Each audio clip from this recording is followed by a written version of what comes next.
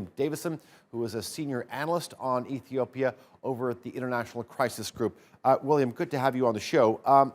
Let's start off with the withdrawal. It's no secret to people who are familiar with the matter that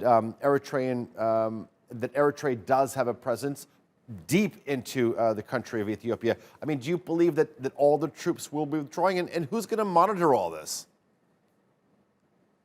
Yes, that's a huge question mark now. This is, first of all, this is a very significant announcement for sure. Earlier this week, for the first time, the Prime Minister acknowledged the Eritrean presence and suggested they've been involved in atrocities. And now they say that Eritrea has agreed to withdraw. But I think, the big issue here is the state of the conflict itself. As we understand things, the armed resistance by Tigray's ousted leadership is kind of strengthening over the past couple of months, and that Eritrean military seems to be an increasingly important element to try and ultimately crush this rebellion. So I think there are huge question marks about whether Ethiopia's federal government can do without Eritrea's military at this stage. And if indeed Eritrea's troops do withdraw, does that suggest a very different approach, maybe seeking a cessation of hostilities and a negotiated solution from Addis Ababa? So far we have seen no sign of that, but that would be the logic of an Eritrean withdrawal, I think. Talk to us about what happens next in terms of the healing process, because there are multiple reports coming out from the region of Eritrean soldiers, not only of looting and killing, but rape. What's the next step for the region?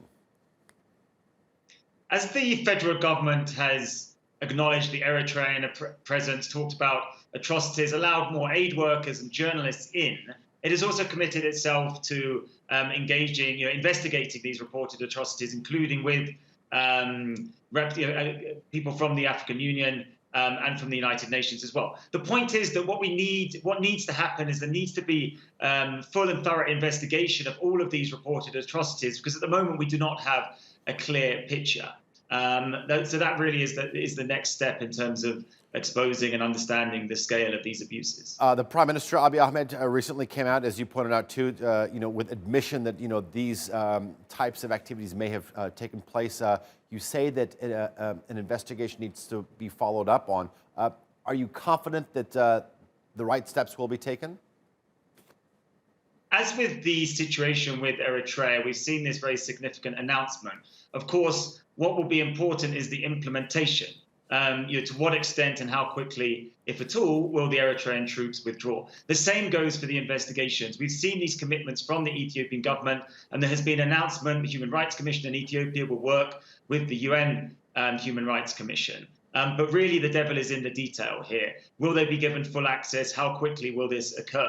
At the moment, whilst these are very positive developments, it's important to monitor them to see what actual effect they have. There was some pretty intense pressure from countries like the United States in terms of addressing this deadly crisis. How much of a role do you think that has played? A major role, I think. But we should also note the investigations by this federal institution, the Human Rights Commission, that's been reporting on Eritrean atrocities in the city of Axum.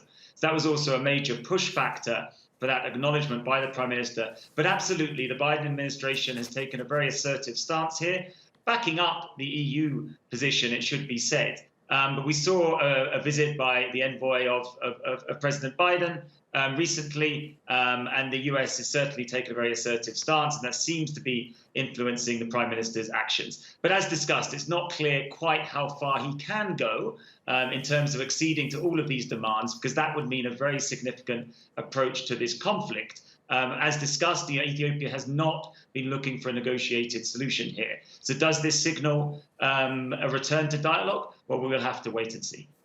Okay, William Davison, we're going to leave it there live for us from Nairobi. Do appreciate your analysis here on the NewsHour. Thank you.